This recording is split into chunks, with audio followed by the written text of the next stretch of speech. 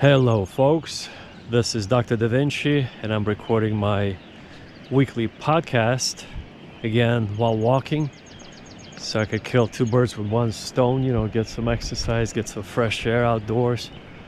It just rained and I even brought with me this umbrella. Check this out. This time I'm going to be ready. So anyway, let's start our podcast with all kinds of news, global news, local news. Most importantly, this podcast is primarily for young and not so young entrepreneurs who would like to learn how to trade currencies, futures options, and how to be healthy, wealthy, and wise, how to start a family for you guys. Mostly this is for young men, so how to find a woman, how to propose to a woman, and how to get married and be happy and have a lovely family. So this is basically all based on, I will be sharing with you everything that's based on my personal experience. This is not third-party stories. So I have, by education, I'm an economist. I'm running a family office. I have been running a family office for many years. My business partner, Dr. Wilson, and I, we are putting together a special program on our website for young entrepreneurs to be able to learn instead of going to a four-year college that we both went to because we had to, because in those days when we were young, that was the only way to get our education. But for you youngsters, you're very, very, very fortunate. You live in a new era of technology where you don't have to waste your time. And by the way, not just waste your time, but risk your life in college, because I have approximately, listen to this, for young, especially young people. I mean, you think it's all party time and alcohol, drugs, all this. Yes, you can lose your life. For example, I just spoke to a business associate of mine. It was on Friday, and they told me they lost their 19-year-old son in college. He overdosed. So this is like the 20th person that I talked to who overdosed in college, whose child overdosed in college. So you see, you send your child to college thinking they're going to get an education, but instead they overdose and they die, and you never see them again. So this is a really, it's a dangerous proposition to go to college. It's not that's just a waste of money and time. They don't organize your classes very well. But so our online school, business school, would allow young men and women around the world to take a class and get all the knowledge they need, practical knowledge that they can use in their daily lives. You see, I'm doing what I'm doing now. I'm being super effective, super efficient while I'm walking, getting some exercise. It monitors my blood pressure. It monitors, how many, as you can see, how many steps I take, how many miles I walk. So everything has to be organically, harmoniously planned and very efficient. But college is not efficient anymore. You waste your money and then you may overdose because it's a really, really bad. Youngsters, listen to me. I've been to college. I was part of a fraternity, and if you think it's stupid time just looking back. In our case, we did a lot of drinking. That was our kind of a sinful behavior. But today, even in those days, it depends on the group, but the point is you might just you might go overboard and never see your parents again. So that's why we're doing what we're doing.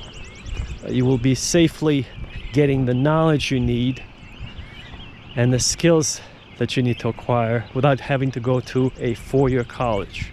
And today you don't need a degree. It's honestly, I'll be very frank with you, if you analyze that business, it's a monopoly on giving you a piece of paper that was required in the old days for you to be working for a system. So the system owns you, you see? Today you don't need to be a slave to the system.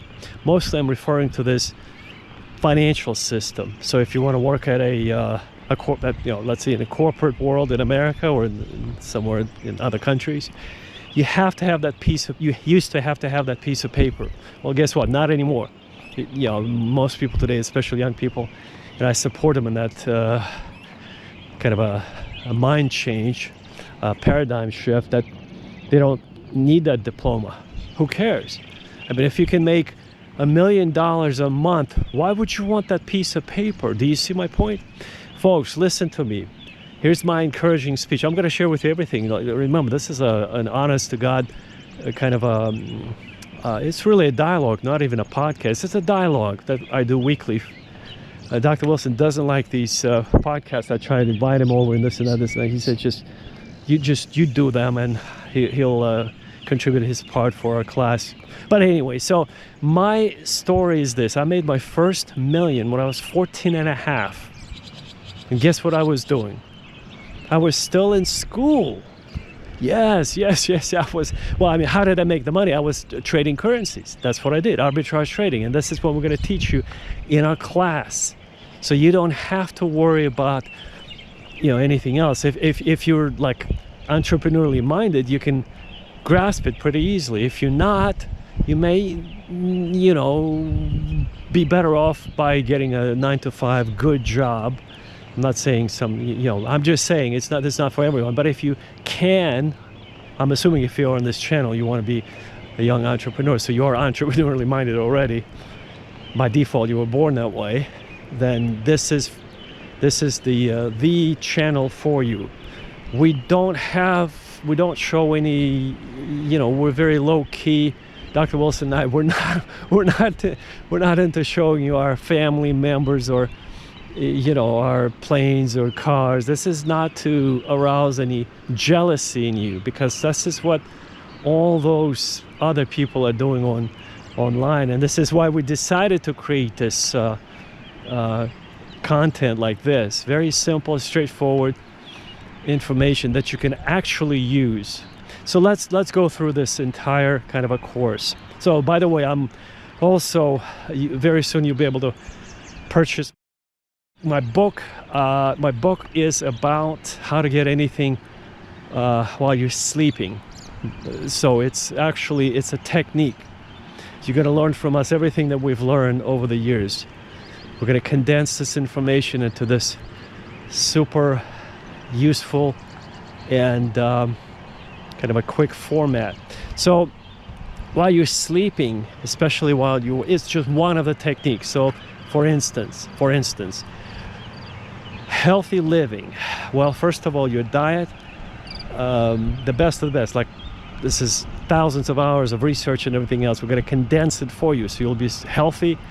You need to forget about this 3 times a day eating. It's once a day, 2,000 calories max. No meat. I eat meat. Yes, I eat meat, but maybe once a month. Why? Because everything is poison. I mean, it's toxic. I mean, for example, fish.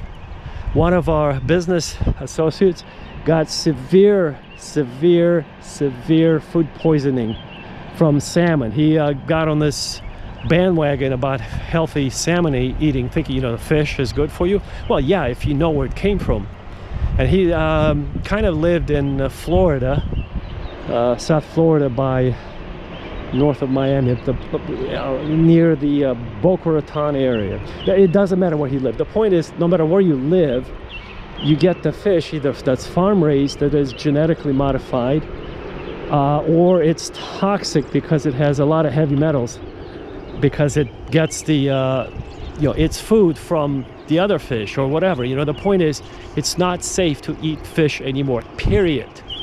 Dr. Wilson and I, we have detailed analysis of all the fish that we have personally tested at several labs, independent labs, and they all were at least 200 times the allowed toxicity limit. So this is where you realize you cannot eat fish, you can't touch anything other than the only thing you could eat, and you need to pray before you eat it and hope that it's indeed organic, is salad. So this is what we eat. I take about 20 supplements, like selenium, MSM, that's methylsulfonal methane. This is what's actually present in the grass, in the dew of the grass. This is what every animal needs, and we do too for our bones. MSM is very important. Then selenium, of course, D3 for your vitamin D. That's, you should be getting it from the sun as well, every day walking in the sun.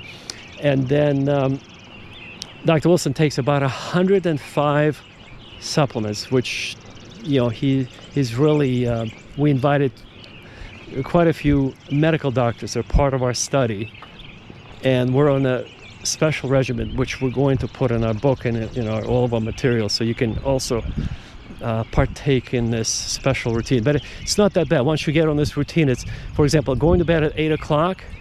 Well, as soon as the sun goes down in most hemispheres, that's latitudes. It's possible. Unless you live in the North Pole somewhere, the sun never goes down as you get closer to the Arctic Circle. But if you live in the rest of the world, about 8 p.m. in the evening, you go to sleep without an alarm clock. So your body wakes up naturally without being awoken by this horrific sound. And you cover up, make sure you have blinds that you cannot see through.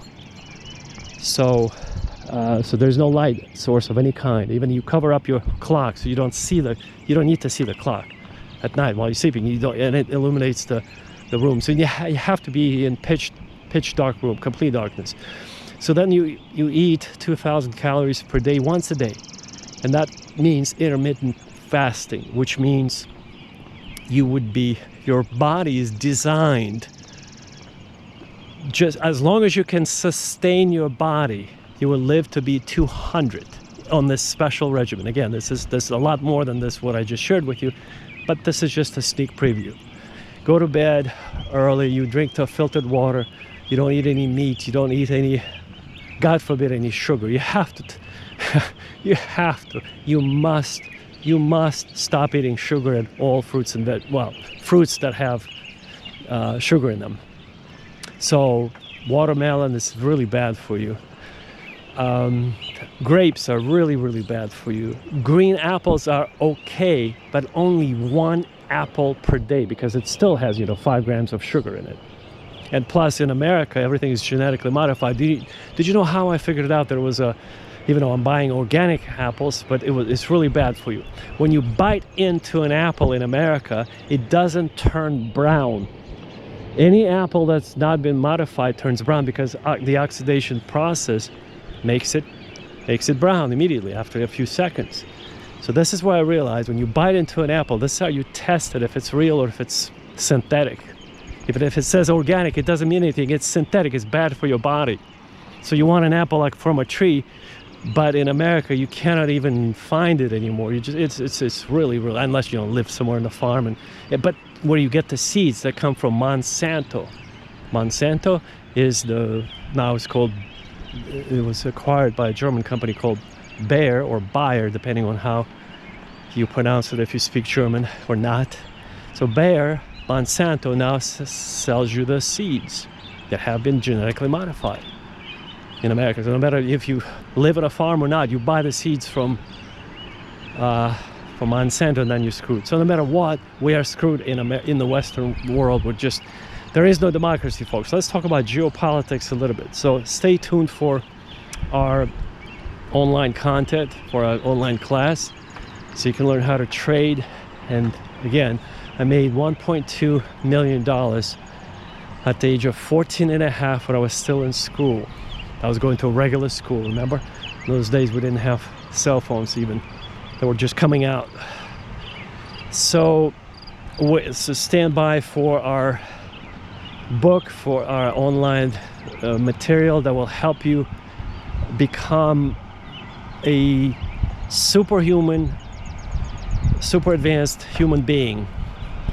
A wunderkind, that's a German word meaning a wunderkind, meaning it's a highly, highly efficient, gifted person. Sometimes it refers to a child, but it's like a child prodigy, but it also could mean an adult or an adolescent, just a young person, or just a person that is just above the rest in every respect, psychologically, intellectually, financially. He's the best of the best, and he knows, or she knows, the Weltanschauung. Weltanschauung is another German word which means they understand the world, the viewpoint of the world. They're basically they're well-read, well-spoken. Their analytical skills are the best in the world, and they understand how the world operates. That's the German word for Weltanschauung. It's written with a V. Oh, I mean, it's pronounced with a V, but it's written with a W if you are an English speaker, but it's pronounced with a V. Weltanschauung. Very, very important word for you to add to your vocabulary, because if you don't know this, if you don't know this word, that means you are not part of the circle of the 1%ers who know who actually causes wars and why wars start and why don't we have peace. This is what I'm going to share with you right now, so you're not fooled by the news. Do not watch the news, folks. Do not even, guys, listen. The news, the news. Let me tell you about the news. So these dummies are basically paid millions of dollars, in America at least. In America, yes, those anchors, TV anchors, are paid millions and millions of dollars to get inside your living room every morning or every evening to read off a teleprompter. So those people read off of a TV screen very well. They read very well, some of them. You like Lester Holt in America. If you live in America, you know what I'm talking about. Lester Holt is the best today.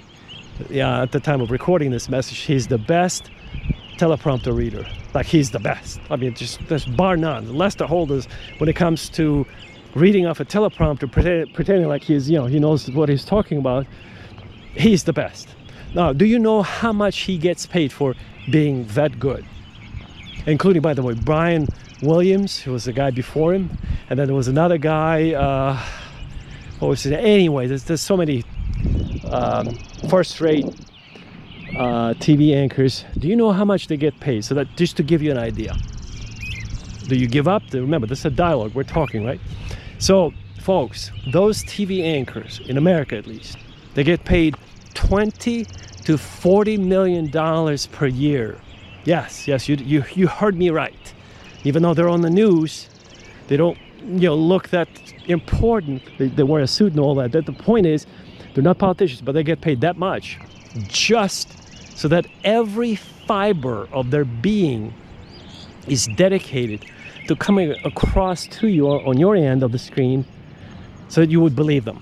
So essentially they're beyond just readers of the teleprompter. They're actors.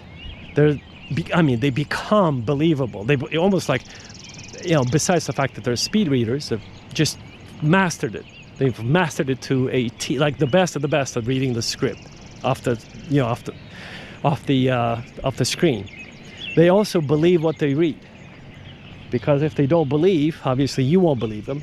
So they're in a different dimension, folks. So they're in a completely different dimension with the information that they're conveying to you with their mouth and with their facial expressions. Like Lester Holt, look at him. I highly recommend that you pull up Lester Holt and just look at any of his, you could see him every day, on the news, in America at least. So anyway, this will give you an idea how to become good at public speaking. Let me give you an example. When I was in college, I took an entire semester, a class on cinematography. Remember, my look at this. Duration 20 minutes 22 seconds. 2090 steps. Heart rate 123. Did you see that? 1 mile in 20 minutes. This is my average speed. So 123 beats per minute heart rate. But anyway, folks, so I took a class in cinematography because I just needed to fill up, develop my Weltanschauung. Remember, develop my worldview of just extra skills. It had nothing to do with economics. And what I learned in that class was phenomenal. I learned from the very best, Frank Coppola and other directors, and I've learned the story behind how Scarface was filmed. That Scarface is a movie with Al Pacino, a 1983 movie where he plays a Cuban immigrant, refugee / gangster who came to Miami from Havana. And he played, the character's name was Tony Montana. And so imagine taking a whole semester on all that stuff. You understand the psychology behind it. We analyze Clockwork Orange. That's the British movie about this violent young gang from the movie from the 70s, but it was like, it's considered to be, I don't know why it's considered to be, it's a bunch of trash basically. But from the psychological point of view, remember everything's based on psychology. When you analyze that movie, it just is so much. I mean, I could talk for hours. In the interest of time, let me just tell you, it's very important for you to understand the psychology to become a good communicator, to be a superb, you must become a superb communicator. This is why Dr. Wilson and I, we insist that you learn another language, because English or just one language, your mother tongue, is not enough. You have to have a reference point. You have to be able to sort of connect the two languages, because all languages in some way are connected. English has approximately 40% French and has in it 40% French and perhaps 30% Latin. So Latin and French are big part, and 10% German, big part of the English language. And the English language was simplified in the 1600s because the British were competing with the Dutch for global domination. And Dutch was a very complex language, so was English at that time. In order to be able to compete, literally the British ruling class simplified the English language. Its grammar, its pronunciation became artificially was simplified, but it was a very complex language. It didn't sound anything like this. It would sound, you know, something like Dutch. Dutch and English and German sounded all alike in those days. This is just to give you a little perspective how even languages are modified to stay competitive. I'm not saying it's good or bad, I'm just saying it was done artificially. And today in America, you might say, you know, this is for dummies. You know how in American English, we spell here color without the U, while the British, or in British speaking countries, it's still spelled with a color. The word color is spelled with a U at the end. And then drive-through is, we remove the O. So it's just, I mean, it's not just for dummies, it's for business reasons. You know, and that McDonald's jingle, you know, I'm loving it. That's actually incorrect English. You can never say it. I mean, in school, I had a professor in college who drilled this into us. You cannot say this grammatically and not be considered an idiot. I'm loving it. That's improper English, and yet they're putting it in McDonald's. See, they're promoting improper, incorrect English, which this is the worst of the worst. And they're putting on TV.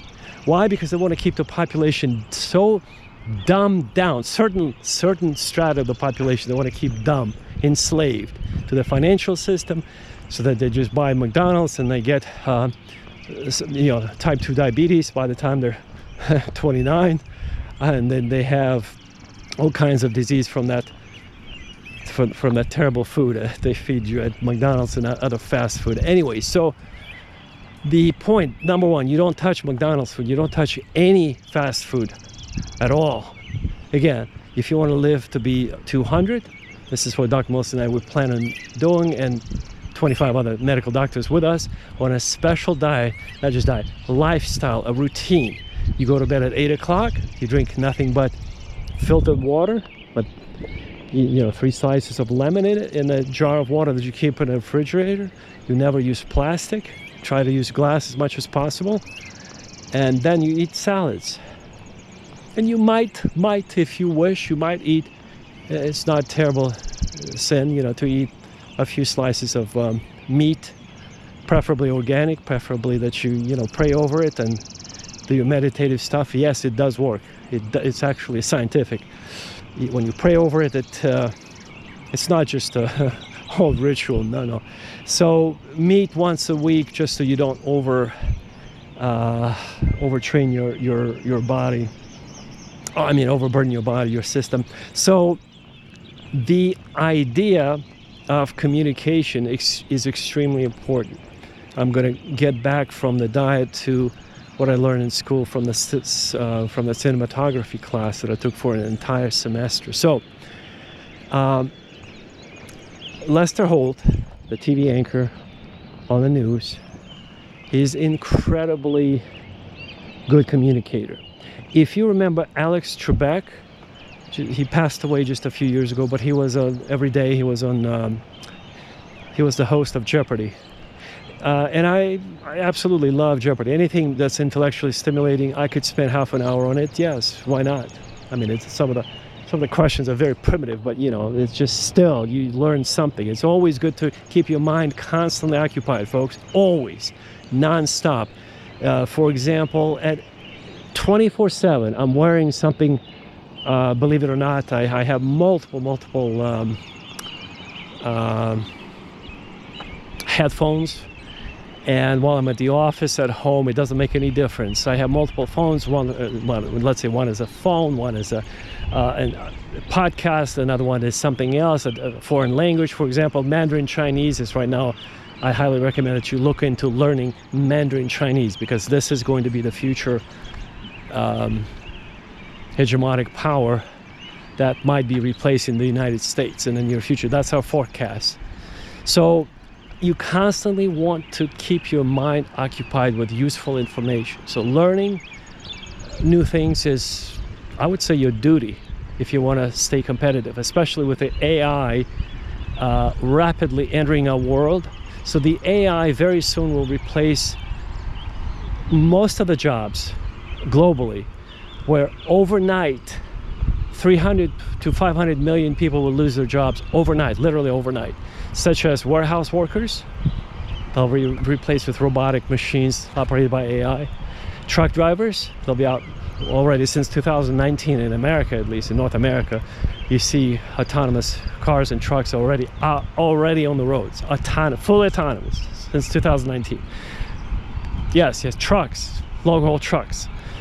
That cab drivers, that especially the biggest hit industry will be, unfortunately, I know that's the 500 million people who will lose their jobs, customer service reps. So if you're a customer service rep, be prepared that the AI will replace you very soon in any language. It doesn't make any difference what language, if you think you're, but I mean, let's just talk about what you can do. So you need to be prepared.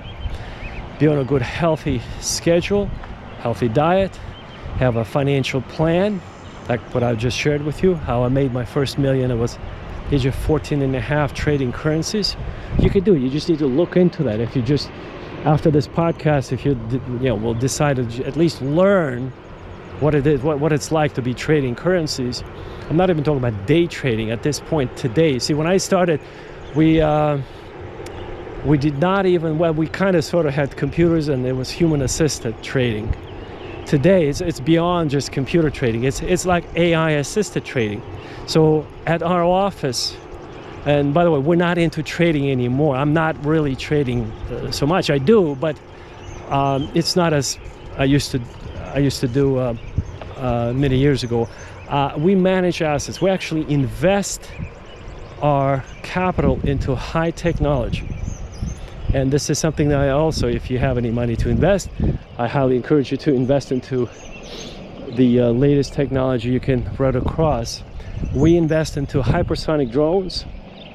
We invest into particle accelerators, not the big ones, but the 9 and 12 centimeter particle accelerators. We have also invested into the financial hubs. So in other words, these are, or used to be, financial hubs used to belong to states. Now you could just basically set up your own kind of a clearinghouse, if you will, for clearing currency or at this or that location. For example, if you want to move it to a certain country and you bypass SWIFT banking system, you could, using blockchain, of course, you can, and this is what we're setting up right now, a new network of how to transfer funds globally. And I highly recommend that you look into this type of cutting-edge technology, because don't look at your parents. Be on the cutting edge. Be at the very, very edge of the most advanced technology you can possibly imagine. AI is the future, that's for sure. That is for sure. Whether we like it or not, Some people are afraid. It doesn't. It's going to happen. It is already happening. We have already kind of sort of. I have personally experienced kind of merging with AI, as much as you can imagine merging with AI. So for me personally, the technological merge has occurred with AI. And what I've noticed when I talk, we don't use this ChatGPT. See that we've been doing since the early '90s. We had this ChatGPT toy. If you only knew what really exists in the world today, that they don't show you on TV or on YouTube, you would literally get scared. Because what they show today, the ChatGPT 3.0 or 4.0 or the Omni version of this version of the 5.0, this is child's play. This is what we used to play with when I kind of sort of in the early 90s in our office. You understand? This is very old technology. The reason why they released it, they're trying to prepare you for it. The reason why YouTube is free is because this gigantic supercomputer is analyzing all of your thoughts and your words and your faces and everything else. It analyzes you. It wants to get to know you. It has so much. I am talking about quantum computing, by the way. It's been around already for quite a few years. How do you think they can afford? Just think about it.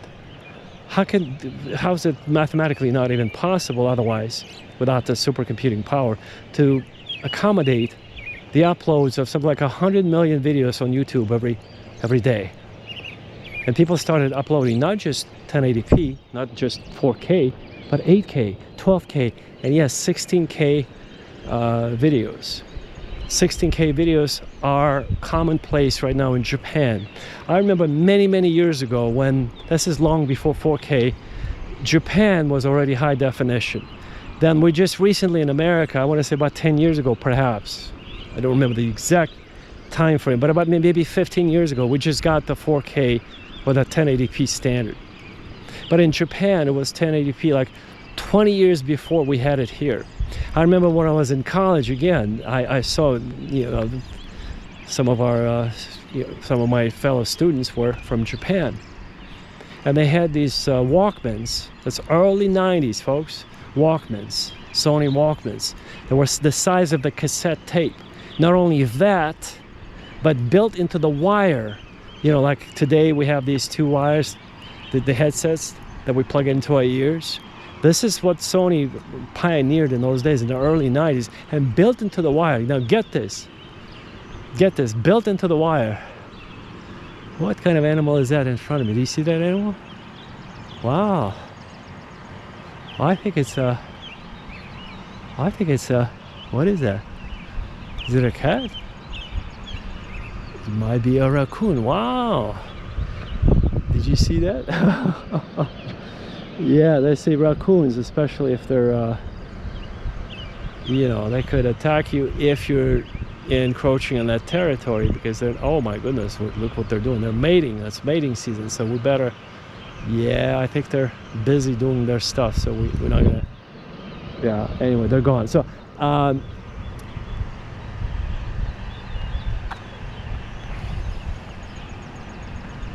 wow, how did they squeeze in there? That's amazing. So anyway, where was I? I was on the subject of supercomputers and the fact that the Japanese had this Walkman in the early 90s. It wasn't just only by Sony, but primarily it started with Sony. Aiwa was another brand, AIWA, that had built into the wires of the speakers. Get this. This is out of this world, folks. Built into the wire of the speakers, there were two tiny little, kind of like plastic little indentations or boxes. One for volume control. The other one controlled the tape recorder, the tape deck, the Walkman. So you could press stop, you could press play, and fast forward or rewind by pressing on the button built into, next to your earbud. So in other words, you could just, without even touching it, if you were, you just touch your headset, and you can control an analog system because they use electromagnets, solenoids. That is remarkable for the early 90s. This technology today, I mean, it cannot be duplicated. So Japan is the size of my fingernail, and it was #2 economy in the world in the 80s.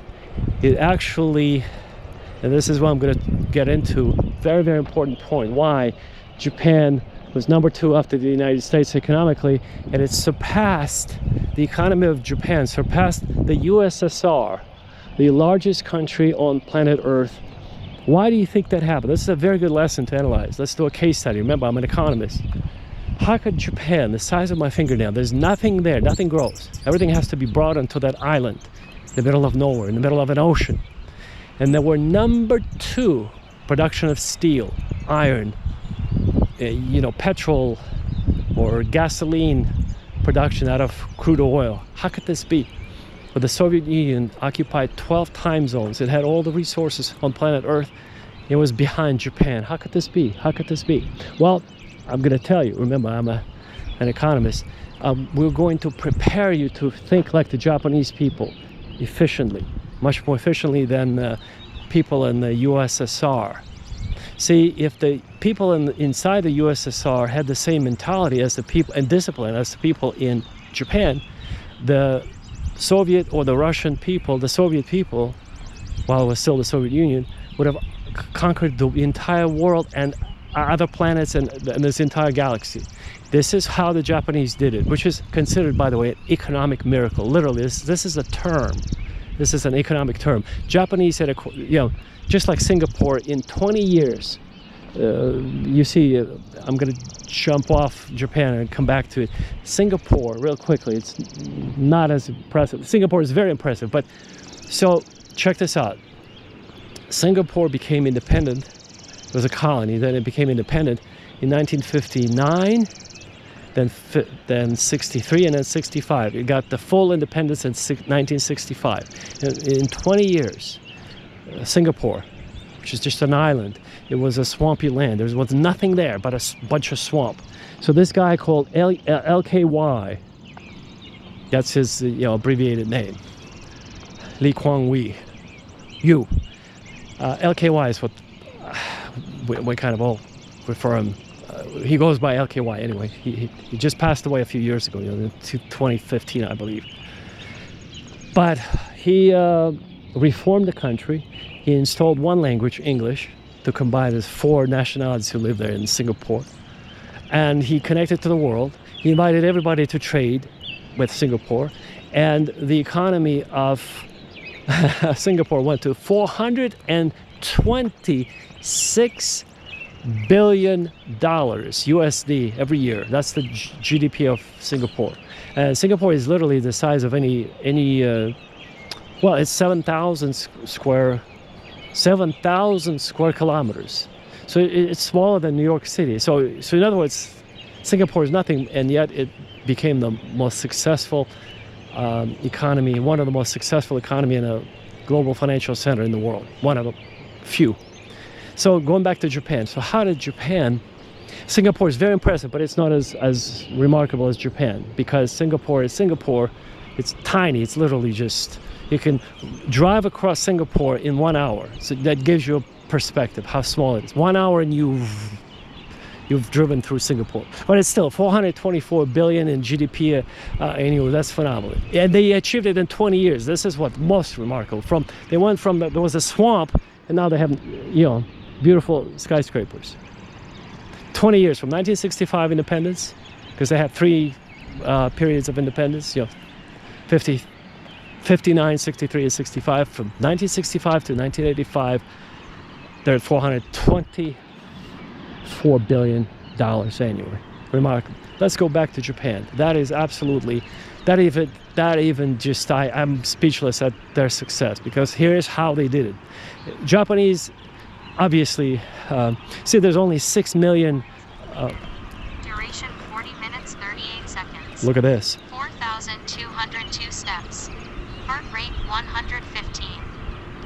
My goodness, my heart rate went down. I'm getting more and more excited. My heart rate went down. So let's get back to this example of this remarkable achievement by the Japanese people. How did they do it? So keep in mind, Singapore has a population of approximately 6 million people, just almost 6 million.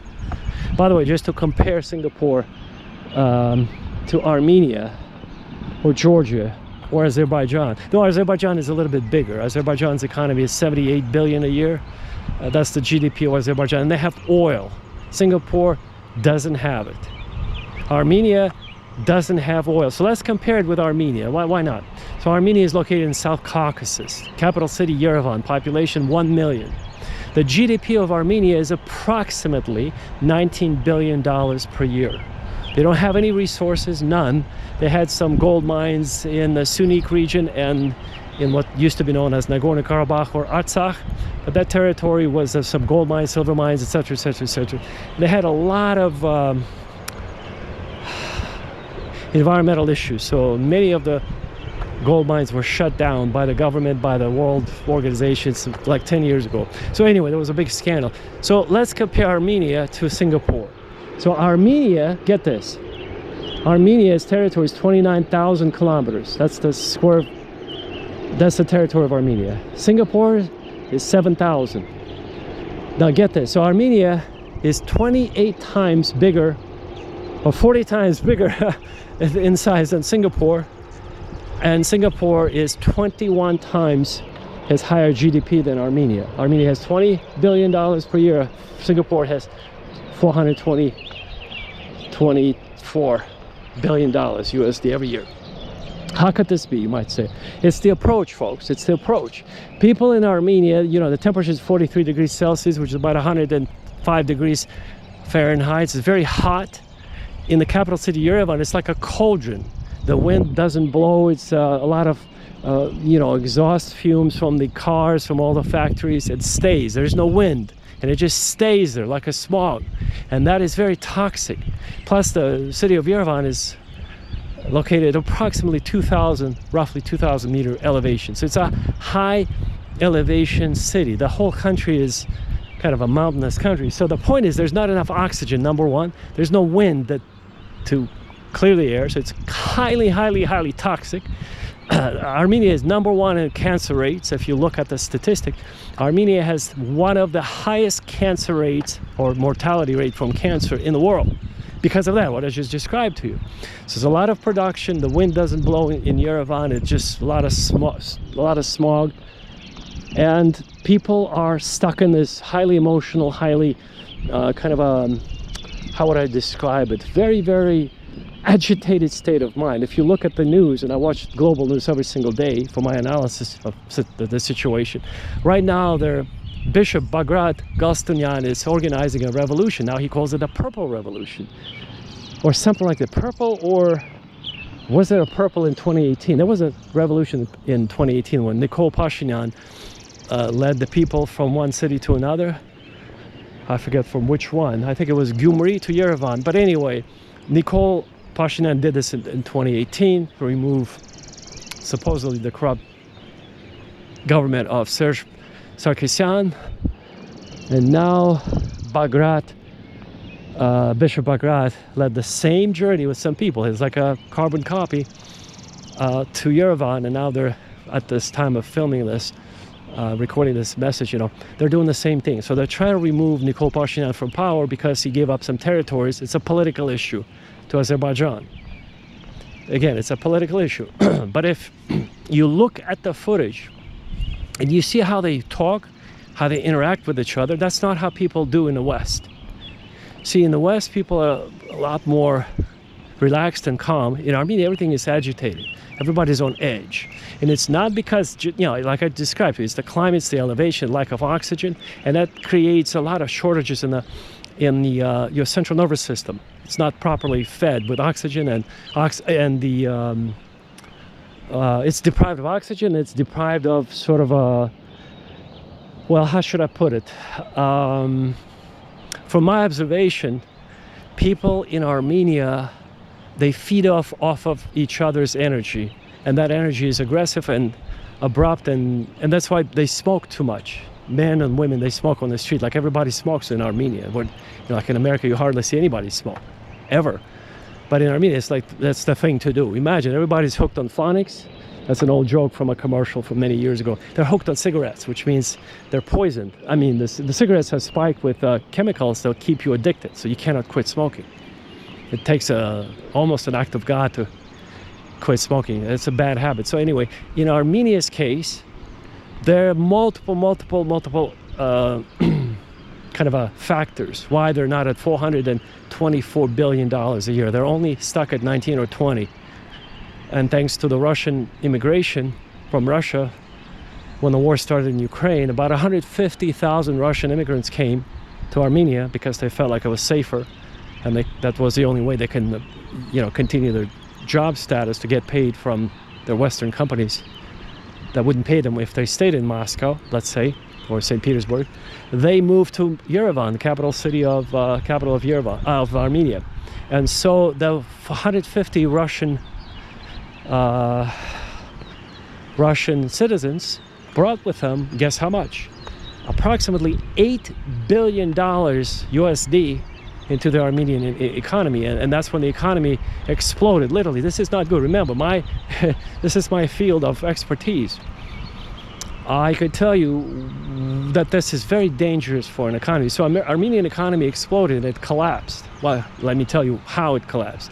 So the prices of food were tripled immediately because of the demand and because of people could afford it.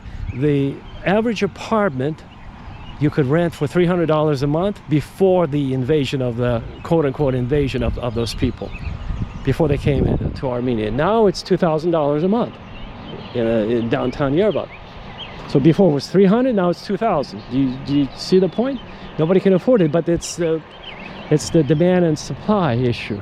All the food prices or gas prices they have went through the roof. And so you cannot inject that much money into a small economy like Armenia's so quickly.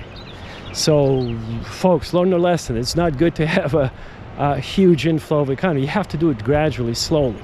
So for the size of Armenia's economy, I would say a safe injection of capital would be about 300 million per month. That would be very, very safe.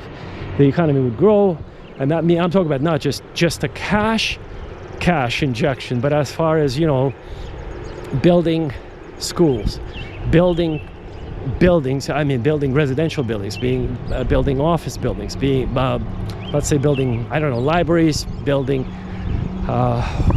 hospitals, building all kinds of infrastructure that's needed. That would be a very healthy growth of 5%. Right now, the Armenian economy is growing at 12.5%. 12.5%. That's an indication that the economy is overheated. So that means it's about to collapse because it's a cyclical thing. When you take any economy of any country, it's a cyclical. It has a cycle. It will go up and it will come down. And so here's my moral of the story. In the next few months, the Armenian economy will experience the worst collapse like they had. By the way, if you think it was Germany that had in the 30s 3,000% inflation, no.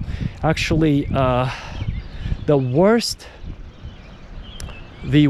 inflation on planet Earth was in there was something like it was in Hungary during the war, Second World War, but it has like 42 zeros behind, so it was a quintillion.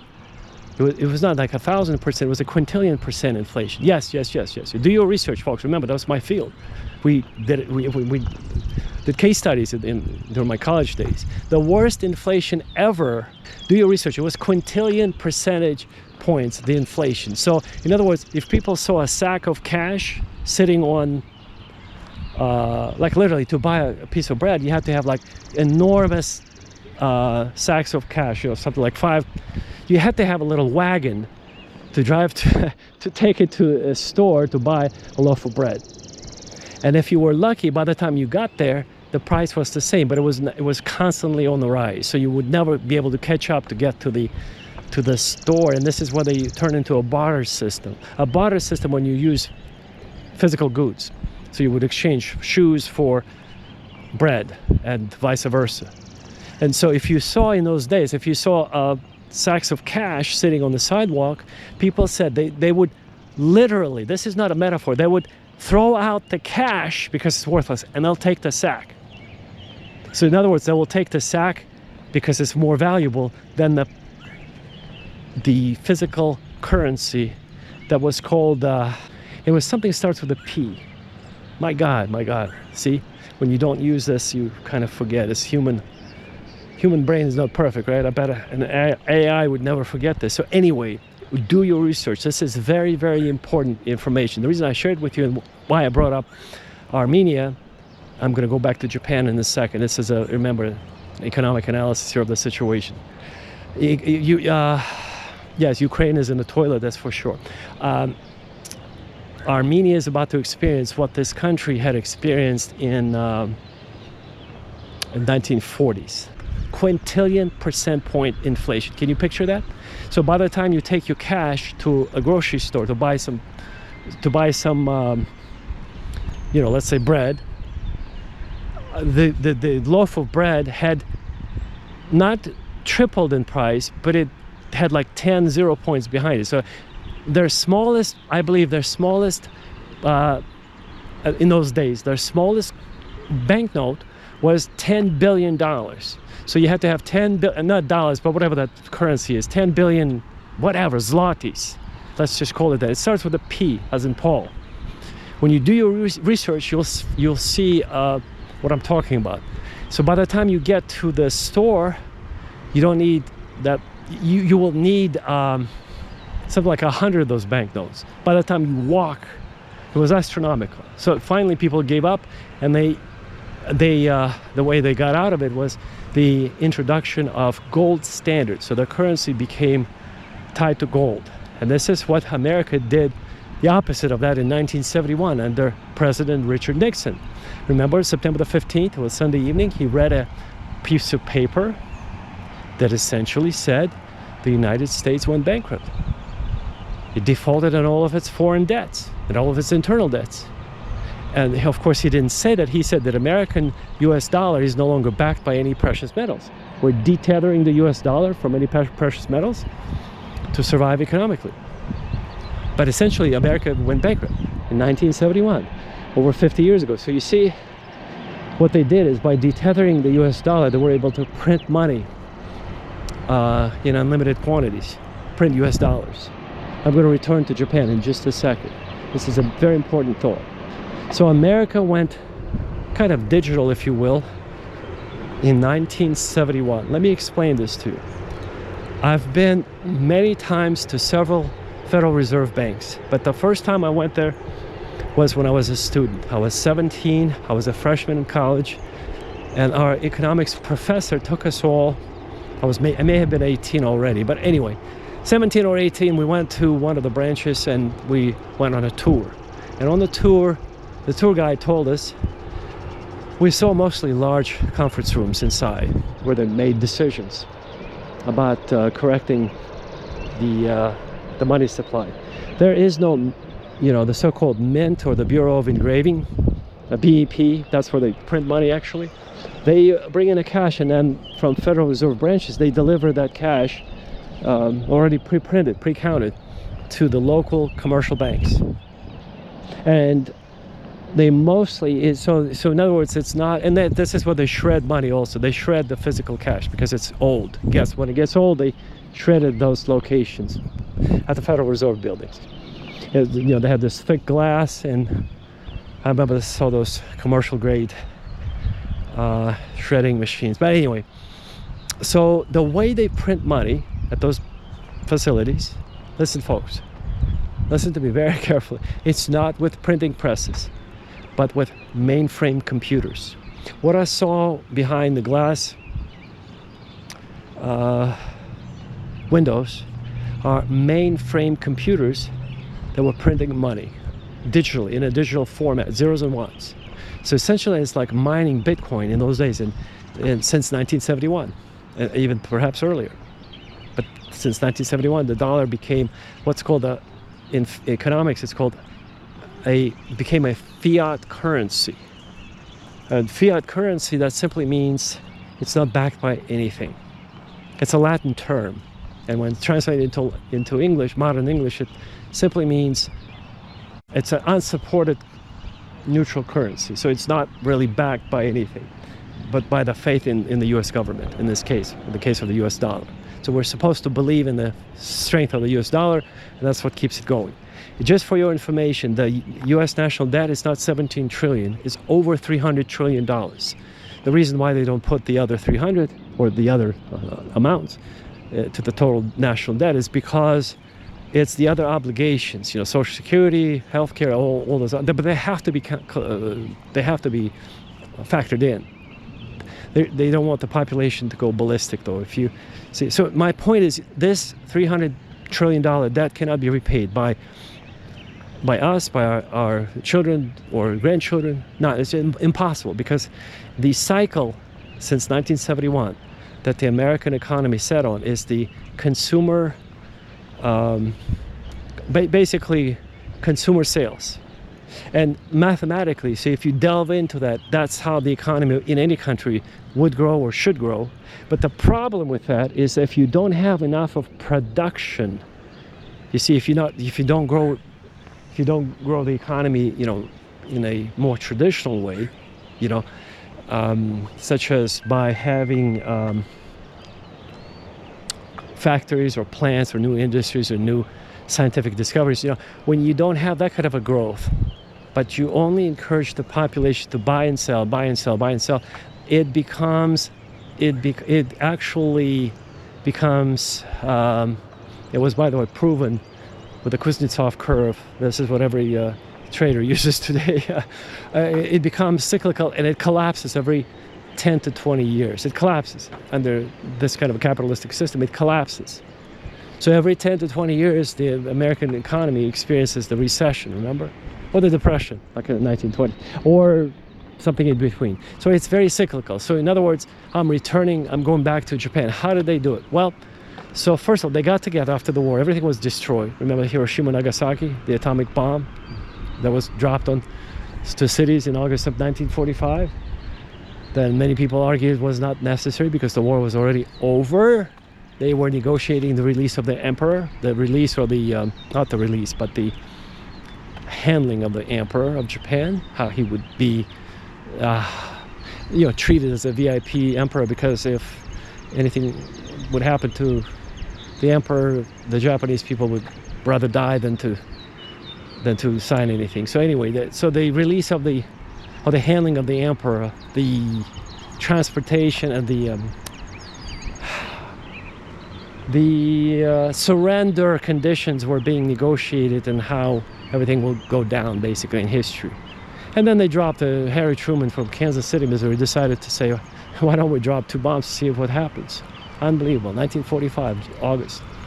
So 300,000 people instantly died from radiation, from the explosion, from the blast, from the acid rain that immediately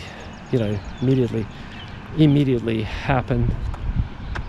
Terrible situation. Yeah. And they were mostly Catholic, can you believe, Catholic school children. They were not military targets, they were just civilians. Mostly Catholics. They were Catholics. And Harry Truman, the former haberdasher, that's what he did. Yes, Harry Truman, before he became, this might shock you, but a little bit of trivia for you. Harry Truman was born in Independence, Missouri, how they call it with a little twang from the Midwest, Missouri, but it's actually Missouri. It's an Indian tribe name. It's Missouri. So he is from Independence, Missouri, which is today it's a suburb of Kansas City, Missouri. And he was a haberdasher. He ran a haberdashery store. In case if you don't know what a haberdashery store is, today many young people don't know much. I would hate to say this, but where's your Weltanschauung, folks? Where's your duration? 1 hour, 1 minute, 21 seconds. There you go. 6,319 steps. Heart rate 119. Okay, so 6,000 steps, 3 miles. It's roughly, folks, about my daily walk routine. I highly recommend you do the same 3 miles daily for 1 hour. Heart rate is 111 beats per per minute. So, haberdashery store. Let me try to describe it to you. So in British English, it has two completely different connotations between England and America. In America, a haberdashery store, well, they sell notions there, notions are. See, I'm mixing up your British with American English. I'm going to confuse everybody. So they basically sell accessories, you know, for fancy clothing, stuff like that, you know, and knickknacks, this and that. Anyway, if you don't know what I'm talking about, pretend like it's a sex shop. Can you picture a sex shop for sex enthusiasts? Well, that's what Harry Truman did for a living. He ran a sex shop or haberdashery store before he became president of the United States. Now, question to you, to all of you, my dear listeners, how do you go from being a sex shop, let's say manager, to a president of a country such as the United States of America? What do you need to do? Just think about it for a second. How do you do that? It's just you go from a sex shop manager to president of the United States without any, really, he wasn't that bright, honestly. You know, if you listen to his speeches, he was dumb as a doorknob, quite frankly. I would not allow him to walk my dog. So in other words, he wasn't that bright. Obviously he was used like a puppet, of course, like every president. So, but how do you go from a farmland community and haberdashery store to being in the White House and dropping 2 nuclear bombs to kill 300,000 peaceful Catholic Japanese children, women and children? How do you do that? Well, what sort of power must you plug into, huh? Folks, turn on your thinking hats, please. This is a dialogue, right? Remember, this is a very important, it will broaden your horizons. This will develop your Weltanschauung. Remember that German word? Weltanschauung. With a V when you pronounce it, but it's spelled with a kind of a W. It's a W when you write it, and it's a V, that's how you pronounce it. Kind of like wunderkind, also spelled with a W. The German word for wunderkind, meaning a specially gifted person or child, but it's pronounced with a V in English and in German, wunderkind. And the plural for that is wunderkinder. A very important word. I want your children to be wunderkinder, and I want you to be a wunderkind, and I want you to have a very broad Weltanschauung. And so it's a very, very, very kind of a erudite, intellectual conversation here. How do you go from a sex shop manager to becoming the president of the United States? That's what I want to know. I'm going to tell you in a second, but I want you to start thinking. What must you do? And by the way, you come from Independence, Missouri, which is a farming community. In those days, today is it's a city of about 1.2 million people. By the way, Kansas City is very, very large in size. It's extremely large in terms of geography, but it's not that big of population-wise, it's not that big. But if you measure across, it's something like the size of, I want to say something like the size, it's unbelievably large, something like the size of Houston, where there's 13 million people live in Houston. How? It's just the way it was designed. So anyway, in those days it was a farming community. He was practically a farmer, and he liked to dress up a little bit. He did, and that's why he ran a haberdashery store. This is where all the fancy people of, his clientele were the bankers and the lawyers and the richest people of Kansas City, basically, went to see him, the richest. Or perhaps the tailors who went to see him, for the notions. The point is, how do you go from running a store to becoming president of the United States? Please think about it. You gotta have connections, that's right. Now, how do you find the right connections? Like who has that kind of power to put you in the White House? Can you think about it? Can just think real hard, folks. Exercise your Weltanschauung. Come on. Let's do it together. I'll help you out. Just little bit by little bit. Bit by bit. You're going to get there. I'm going to help you. So, Dr. Da Vinci, please tell us. We give up. Okay. I'm going to tell you, folks. The Freemasons put him in power. He became friends with the Freemasons. The Freemasons is across the United States, there are hundreds and hundreds of Masonic lodges. And they're like the temples for, like the Christians go to churches, Muslims go to mosques, and the Hindus go to, I guess, their temples, and the Masons go to their lodges. They call a lodge, L-O-D-G-E, lodges, plural. Singular would be a lodge. Masonic lodges, they're everywhere, especially in big cities. They're monumental structures. They're usually the biggest, beautiful, beautiful, just most incredibly looking buildings in any American city. I mean, you go to any American city, you'll see beautiful, beautiful, large, tall buildings that were built in the 1920s, 1930s, 1940s, 1950s, and they still stand very, very impressive. The architecture is stunning. They don't have any windows. They only have one door, because everything is done in secrecy. When you become a Freemason, so there are approximately, nobody knows the exact numbers unless you're part of that clan, but approximately 30 million Masons around the world. They recognize each other from afar, from a distance. They make signs. They have special secret handshakes. So if a Freemason goes from, let's say, Chicago to, let's say, London, even though it's a different country, he walks into a bank or a store or anywhere, and he recognizes another brother.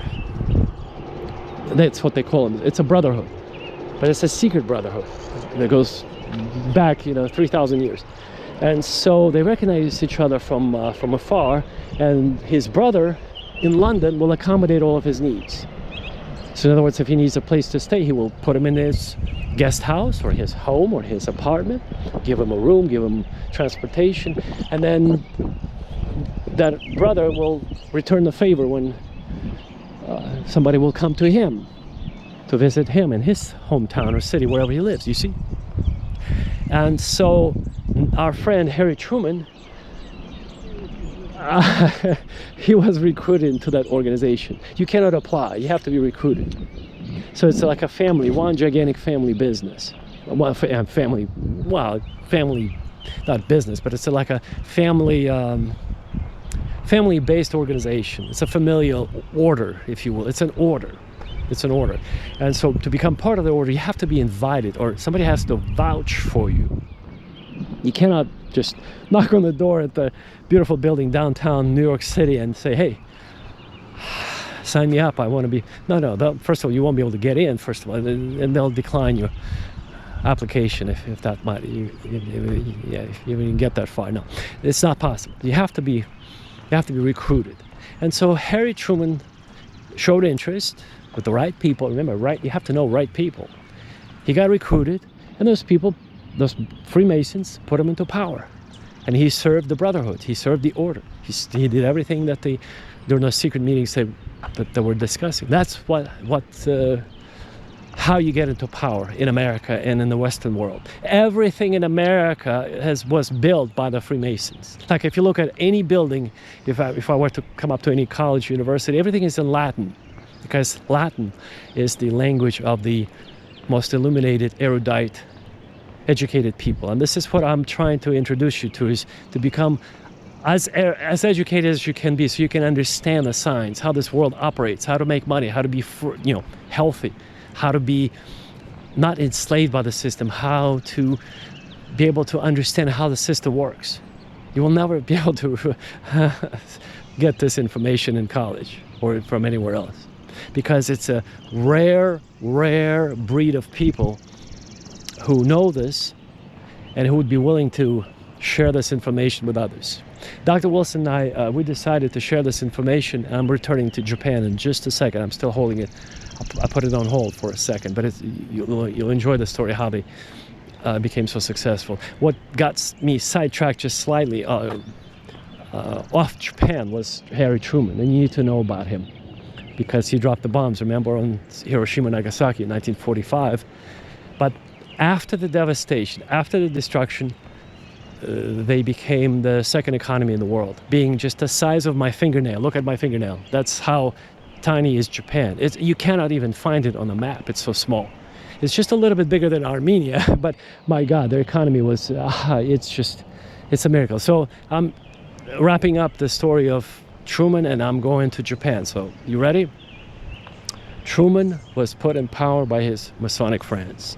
There is no other way to become president of the United States after you just ran a sex shop or haberdashery store and then go into the White House. Just not possible. Just no matter what you do, just not possible. So he was chosen to be a puppet, like Zelensky was chosen to be a puppet for certain people. Vladimir Zelensky, if you don't know who he is, he's the current president of Ukraine at the time of this filming, unless he was already assassinated or killed by the hypersonic Kinzhal weapons fired by the MiG-31 Russian fighter jets. That is about to happen, by the way. According to all my analysis, they're going to destroy the city of Kiev. There will be nothing left. It will be like Mariupol. Nothing left. Why? Because yesterday, the Western forces gave Ukraine the okay to fire into the Russian territory. And Vladimir Putin said, we're going to retaliate. This is war. We're going to use all means possible. So you have to just kill that bastard, that clown. That's what he said. That clown, the motherfucker that used to tell jokes and now he thinks he's a real deal. No, see, those people don't understand when they're put into that much power. So Zelensky is on drugs. He's brought weekly supply of pure Bolivian cocaine and $5 million in cash, prostitutes, anything you want, just to keep that show going. You see, he lives in a bunker underneath the Mariinsky Palace, which is a beautiful palace from the Russian Empire's day in Kiev, Ukraine. Kiev is the capital city of Ukraine, 3.5 million population. Now it's probably 2.5 million now that everybody's gone. They left Ukraine or Kiev. So about 2.5 million population. Mariinsky Palace is a very beautiful, very, very ornate palace. But underneath it, during the Soviet Union times, they built 100-meter deep or 300 feet deep bunkers, nuclear bunkers. So this is where Zelensky hides. Behind he's not in,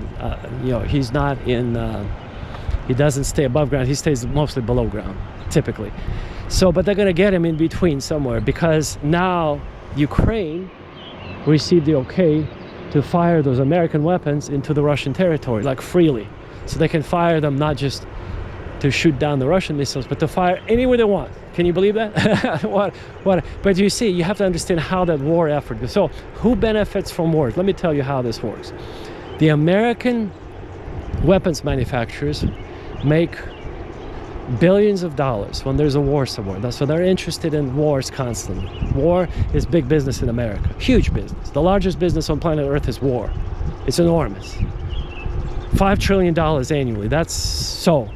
To give you an idea. So American war machine, the American military industrial complex, recruits hundreds and hundreds and hundreds and hundreds of so-called, well, they're consultants, but they're called lobbyists, and they're also called Beltway bandits around DC, Washington DC, because Beltway is a way to describe the highway system in Washington DC, and it looks like a loop, and they create these opportunities for wars outside of the United States, of course. But so we had Iraq. They made $5 trillion. They blamed Saddam Hussein for having the weapons of mass destruction. He never did. Of course, it's a lie. When General Powell showed at the United Nations that vial with white powder in it, green powder in it, that was just powder laundry detergent from Walmart. Remember? They're all liars, basically. It's all just a criminal organization. They're just making money when people are dying somewhere. So Ukraine's same thing. So finally they reel in like fish, you know, when fishing when fishing, you reel in your catch. They reeled in Vladimir Putin. He didn't want war. He refused. And then finally, 8 years later, he was kind of on the hook. He was forced to kind of sort of do something about that situation in eastern Ukraine, the Donbass region. And so anyway, we're going off of Ukraine, off of Truman. Truman was put into the White House by his Masonic friends. He was a puppet just like Zelensky. We're connecting the dots. You always want a puppet, like a stupid puppet, like Zelensky or Truman, that you can manipulate.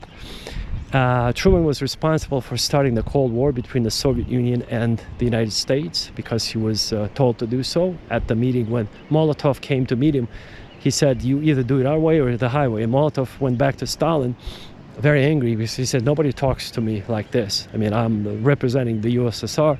And Harry Truman said, you go, tell him. Yeah, I'm trying to imitate his twang here, the Midwestern twang. You go tell him you're the dude our way.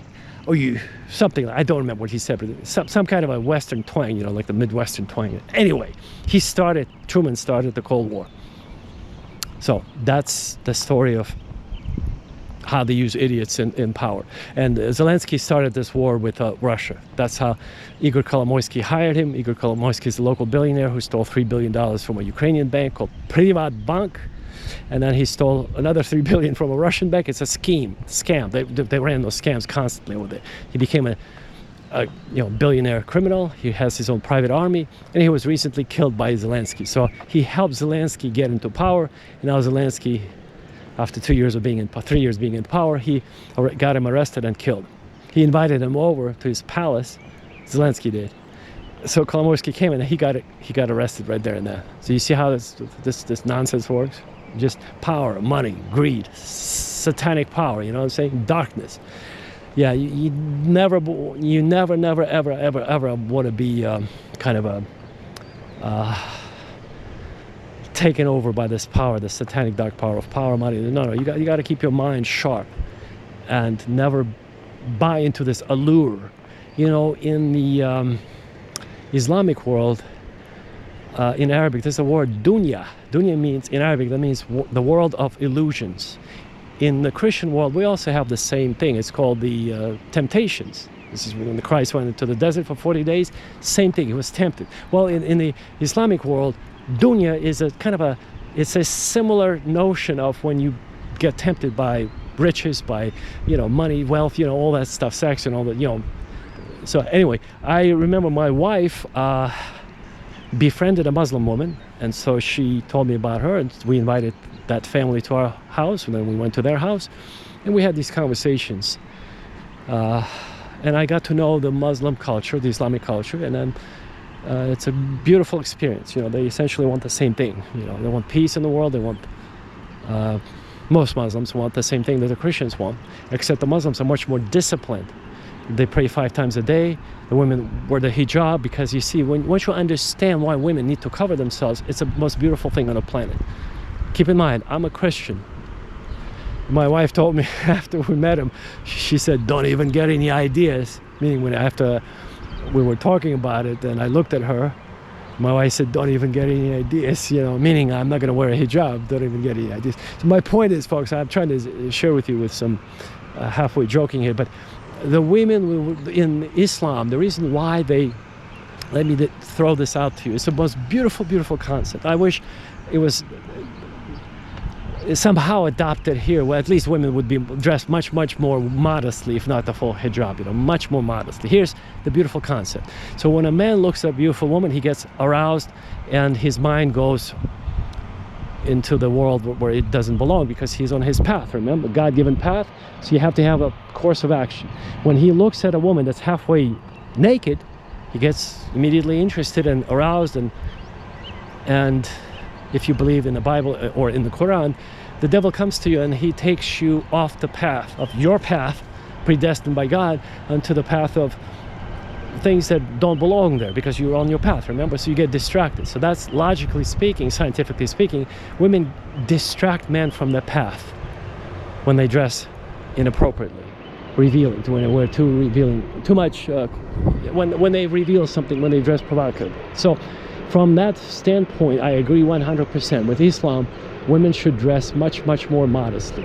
It's not good when a woman has her breasts, hanging out of her French bikini, where people are trying to concentrate, do business. No, that's not appropriate. And that became so because of this sort of, if you believe in the Bible or the Quran, the demonic spirit that operates in the world of dunya, which in the Christian world, that means the world of temptations. And the demons are responsible for 90% of your thoughts, like in the world, so to speak. If you're not a spiritual person, if you don't go to church, if you don't pray to God, if if you don't go to a mosque, which, by the way, again, Muslims are much more disciplined. They go to mosques regularly, they pray 5 times a day. So from that standpoint, I'm so grateful for learning about the Muslim culture. They're much more disciplined, they're much more serious than the Christians. Christians are like, you know, lukewarm little flabby little things that the devil could kick, like, you know, like sacks of shit, basically, spiritually speaking. 1 hour 21 minutes Wow. 59 seconds. 8,433 steps. Heart rate 115. Wow, 4 miles, folks, 4 miles. Okay, I'm gonna finish up the story. So Muslims are much more disciplined. If you're into spirituality, learn, take mental notes. Muslims are much more dedicated, and they're closer to God in that essence, that they don't allow the demons, the demonic world, to influence their life. Just a little bit more on the spiritual aspect. Then we're going to go back to Japan, to the story of the economic miracle of Japan. So the Muslim world, in the Quran, they have the same virtually identical notion of just like in the Bible. So in the Bible, according to the Judaic Bible, so the leader of all demons at some point was not a demon. He was not bad, he was good. His name was Lucifer. Lucifer was the brightest, the beautiful, the smartest, the most powerful angel, because Lucifer translated, that's this Latin term, Latin word from Latin, the dead language, remember? Latin, when translated into modern English, that means the bright morning star, the bright morning star, the most beautiful thing that you can imagine. That would be Lucifer. So originally, Lucifer, or who later became Satan, or the accuser, that's what Satan means, Satan, Har Satan in Hebrew. So he was leading the myriads and myriads and myriads and myriads, which means countless angels, into the worship of God, until the point where he says, why am I worshiping God where I could make all these angels worship me? It's like a shift of power. It's like, just a little bit of shift. You worship me, not him, kind of a thing, you know. And I'm just sharing with you the tradition, like a quick version, 30-second. So his name was Lucifer. In the Islamic tradition, his name was Iblis. Very similar story, very, very, very, almost word for word. Like Islam came about 550 years after the birth of Christ. So no wonder there's so many similarities. But anyway, so Iblis was Lucifer. He's like the chief head spiritual being over all the angels, who later became, a third of them became demons. So in Christianity, demons are called demons.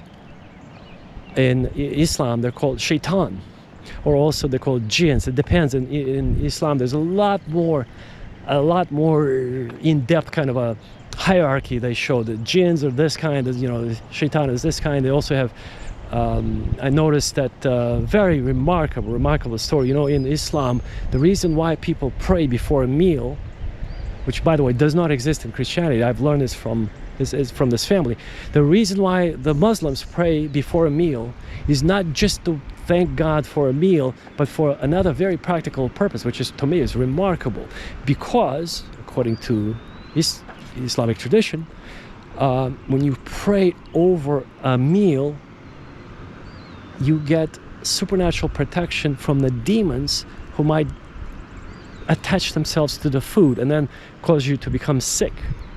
Which kind of, to me, if you follow any spiritual tradition, it makes sense in terms of, like, in that train of thought. I mean, it makes sense to me, perfect sense. But in Christianity, it's just like it's like a little symbolic, thank you, Lord, for giving me this meal. No. Islam is a very practical, beautiful religion, I think.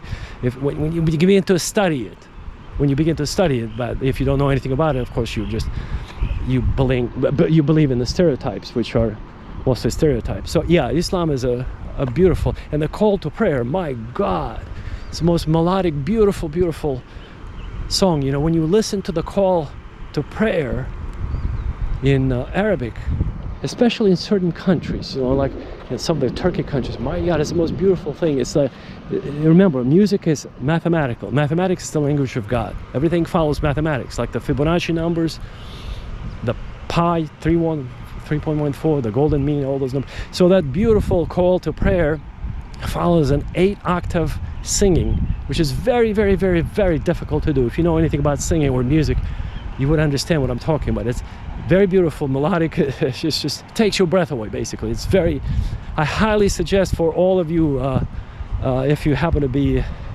spiritual, to look into that. And if you are a Muslim, then you should definitely be proud of your tradition. It's beautiful, and it's you're doing much better than most Christians if you're a Muslim, because Christians are lazy while most Muslims are at least follow the routine, the tradition to pray 5 times a day, to pray before eating a meal, not just because to give thanks, but to seek protection from the demonic realm. So now I'm returning to finishing up the story with Japan, and then we'll call it my 2-hour walk today, right? Yeah, an hour and 27 minutes.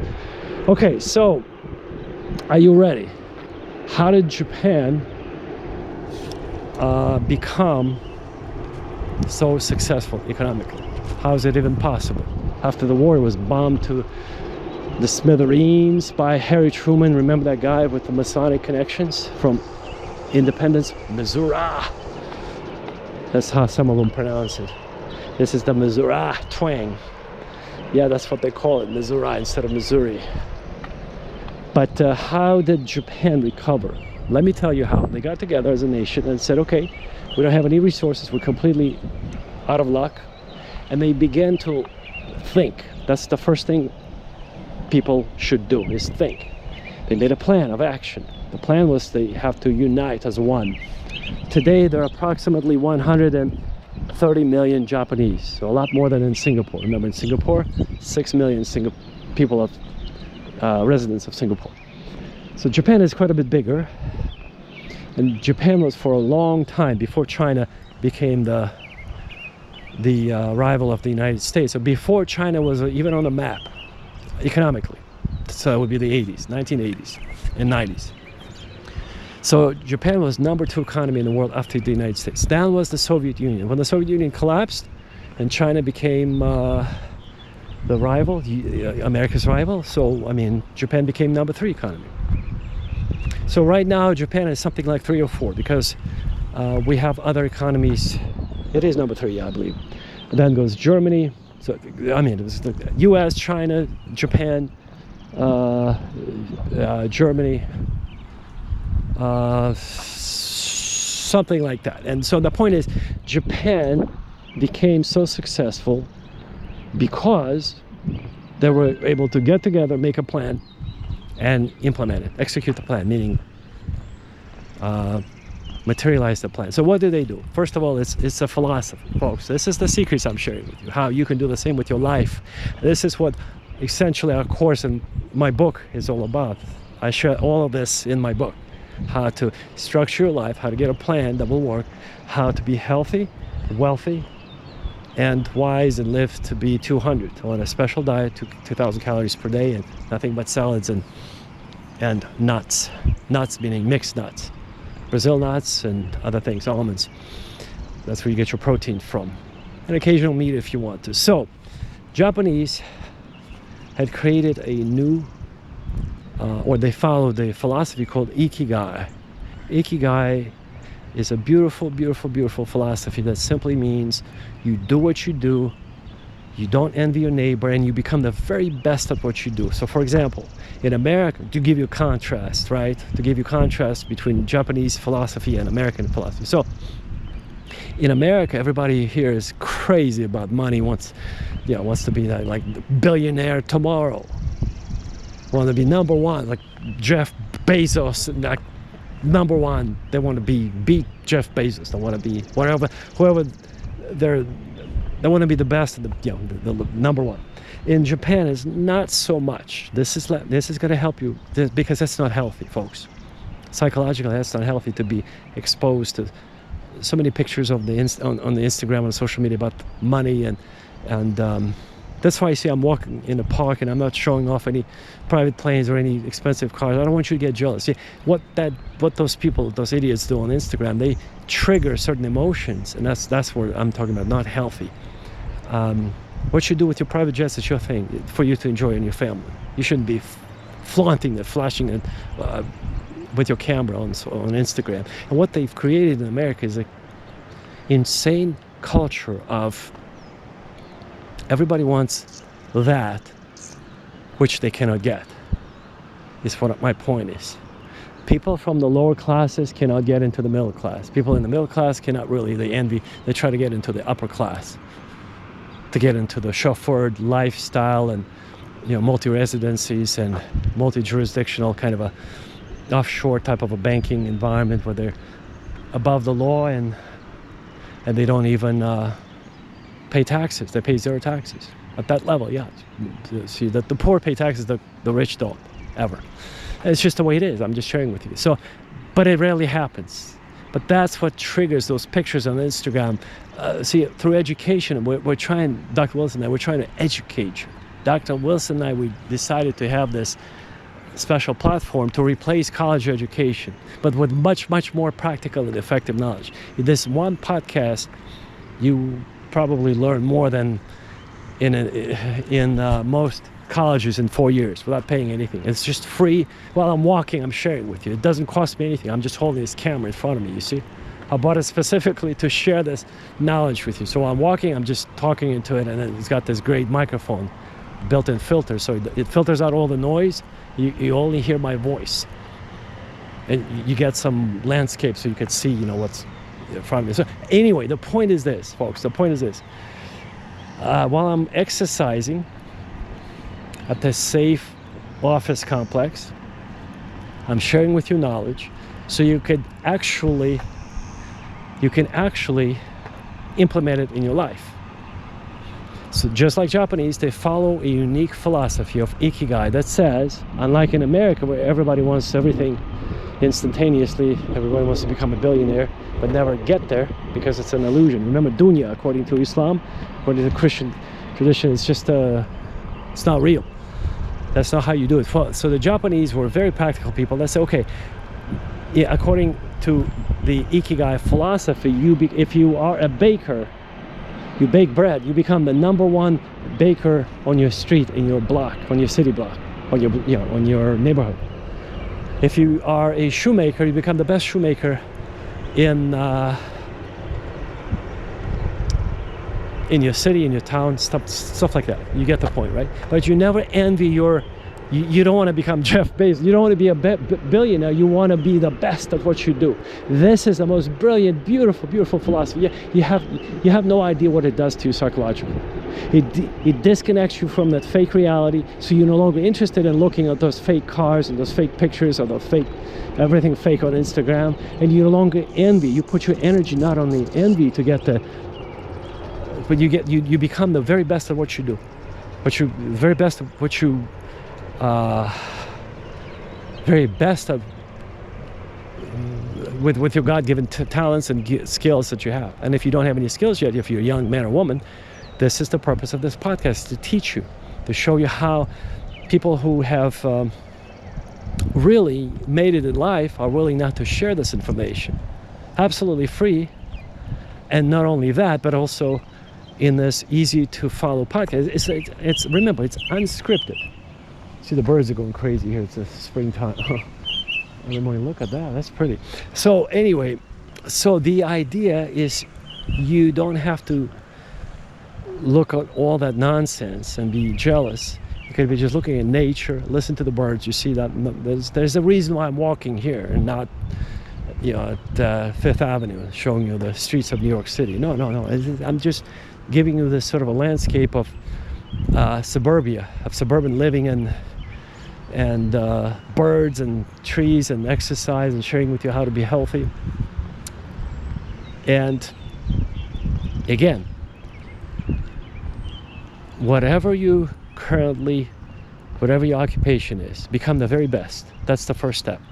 How Japanese achieve their miracle.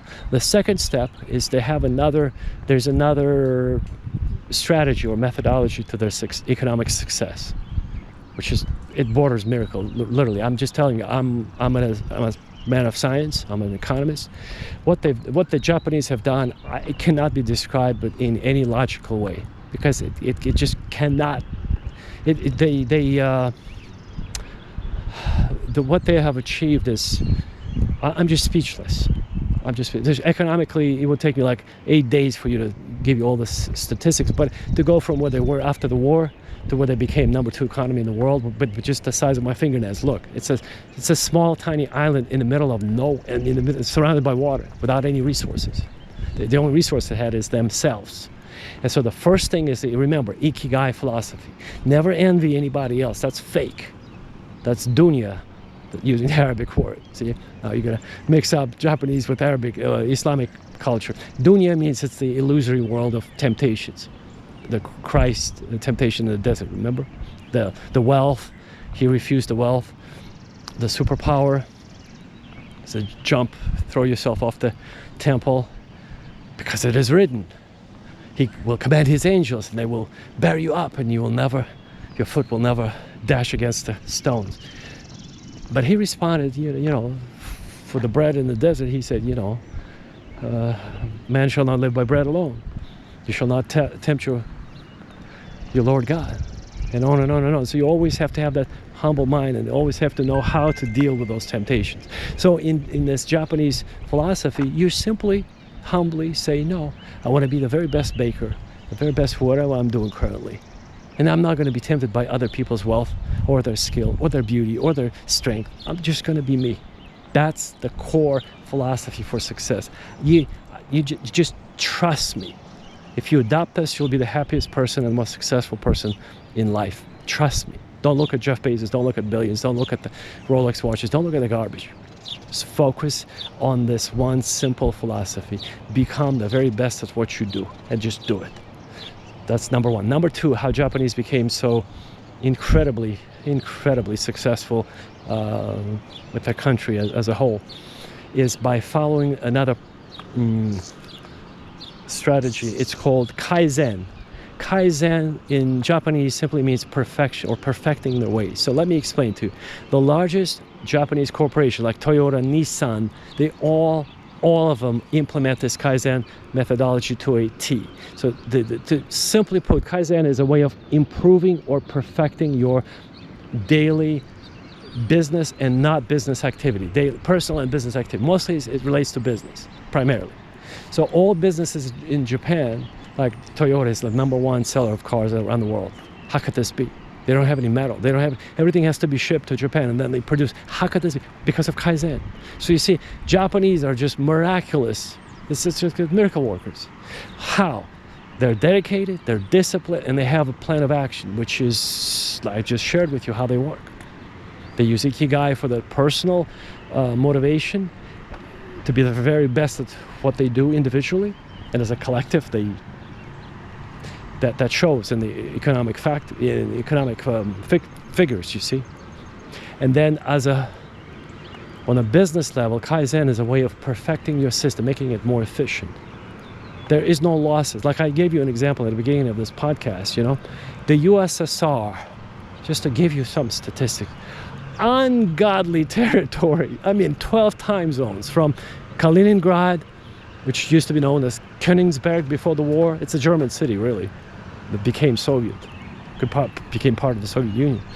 So Königsberg, this is where Kant was born, the philosopher Kant. And so from Kaliningrad all the way to Vladivostok, on the eastern side of the Soviet Union, by Japan, by the way, instantly. Oh my goodness.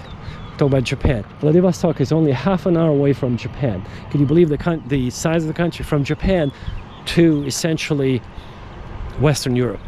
Kaliningrad is in Western Europe. So that's the 12 time zones.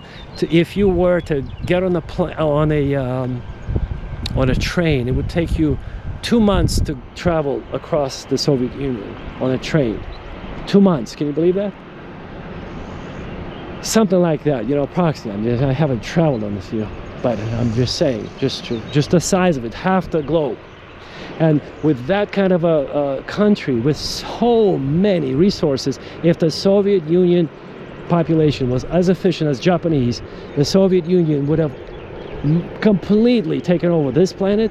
For sure, they would have bases on the moon, on Mars, all other planets, guaranteed, because Japan is already on, they send their lunar probes to the moon. Did you see that? Japan, the size of my fingernail. Did you see they're no longer the number one in electronics and technology and, you know, steel production, car production, this production, that's what, nanotechnology. They're sending their spacecraft to the moon. They're already doing that. But the Soviet Union, yes, they were the first to send out in 1957 the very first artificial satellite into space, into orbit. It was called the Sputnik, or Duration 1 hour 42 minutes 19 seconds.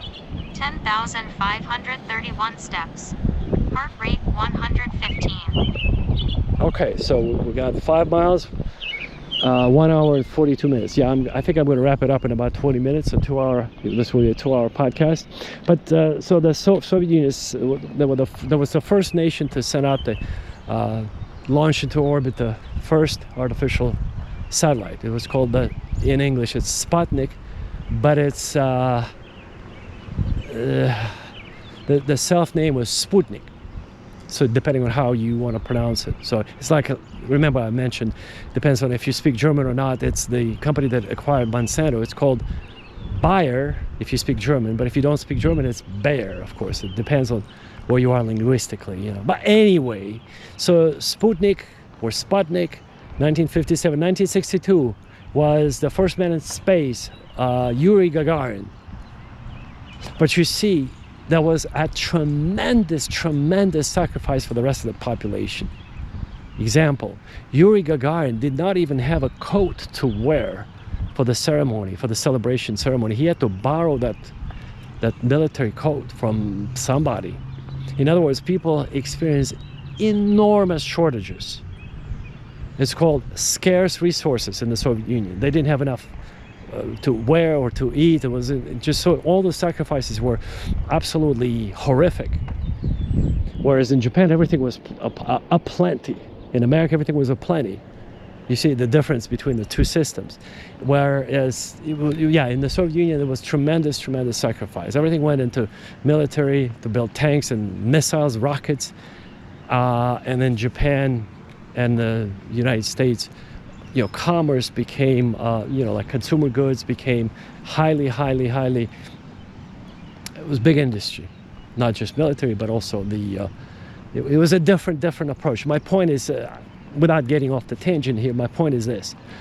If Japan was able to get where they got, being as small as they are, imagine with that kind of approach. The secret was not the size, the secret was what they did, the strategy inside their heads. That they decided to become number one, or actually number two after the United States. And then they decided to actually, kind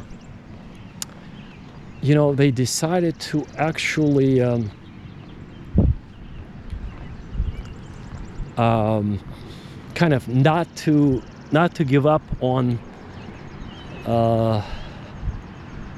their path. So my point is this. So let me wrap this up real quickly. So you get the idea. Kaizen is to perfection. I'm just looking at some message here on my phone. That's why I was distracted, or my mind was on something else. And then the second part was Ikigai. That's the philosophy where you essentially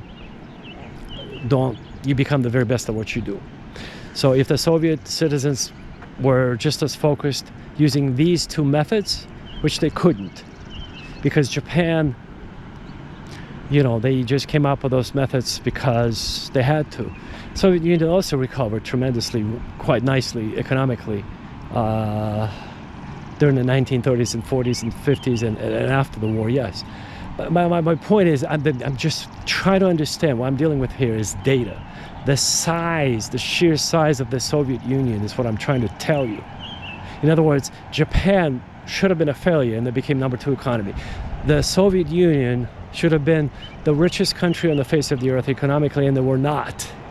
Given the size of the country, they should have owned the entire galaxy, Milky Way galaxy, because of the size, 12 time zones. It's enormous, and yet the resources were not used as effectively as in Japan. That's what I'm trying to say. I'm comparing the size of the country, the size of my fingernail, to the size of the Soviet Union, it's incomprehensibly large, and yet the resources were wasted.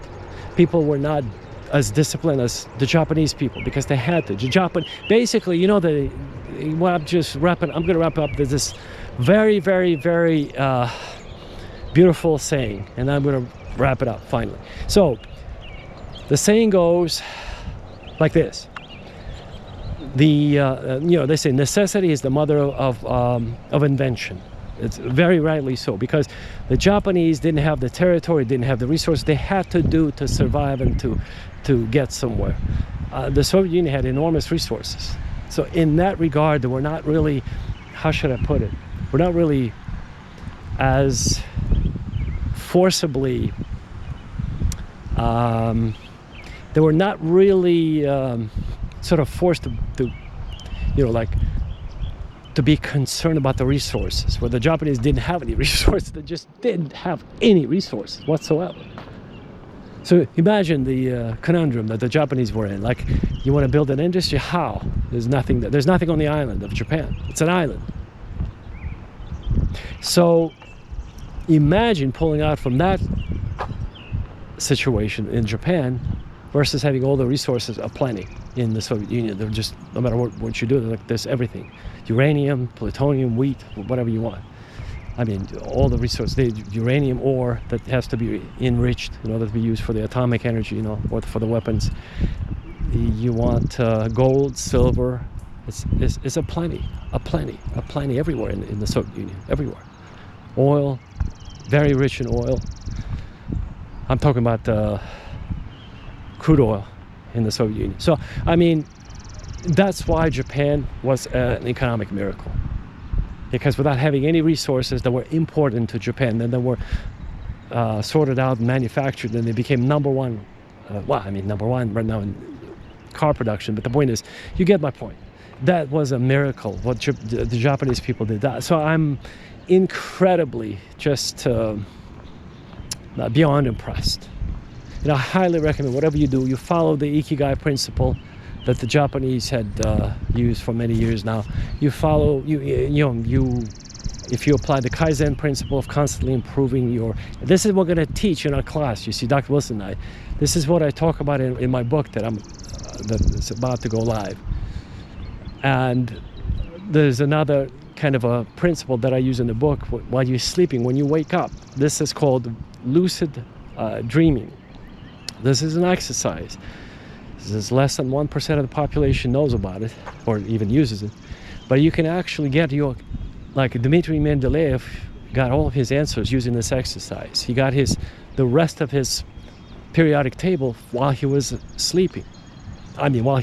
This is in my book anyway, how to get the world answers. The biggest questions you have, you can get while you're awakening. So you have your journal in front of you by your bedside, and then as you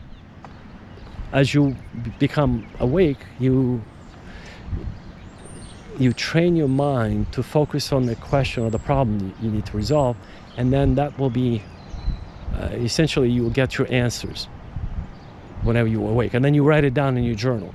That's called lucid dreaming, and that's why the book is How to Get Anything While You're Sleeping. Because essentially when your astral body leaves your physical body, you get the answers in the spiritual realm. That's for those of you who are spiritual, who believe in that. If you're not on that level, then you can skip this part. But if you believe in that, this is how you get all of your questions answered, most difficult questions answered during that very special time when you awaken, basically. And so that's it, folks. This is it. I've been an hour and 50 minutes. I walked for almost 6 miles. My heart rate is 105 beats per minute. It's a good exercise, plenty of fresh air. And this is it, folks. This is it. I hope you learned something, and then be sure to actually be sure to actually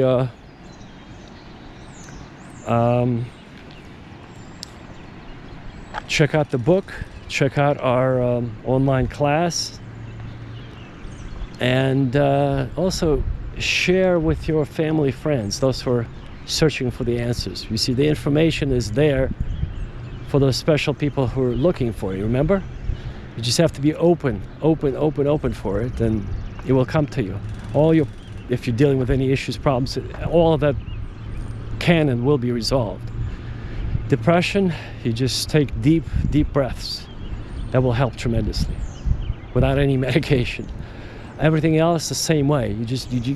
You will find a remedy for all your problems, issues, and you can get to your goals. And then once you are on the way to achieving your goals, you'll be unstoppable. You'll find your soulmate, you'll be happily married, and everything will be just fine. Just keep your focus. Remember, using the Japanese methodology, the Ikigai methodology, how to improve yourself without looking around and be tempted by the illusory images from Instagram, which will not get you very far.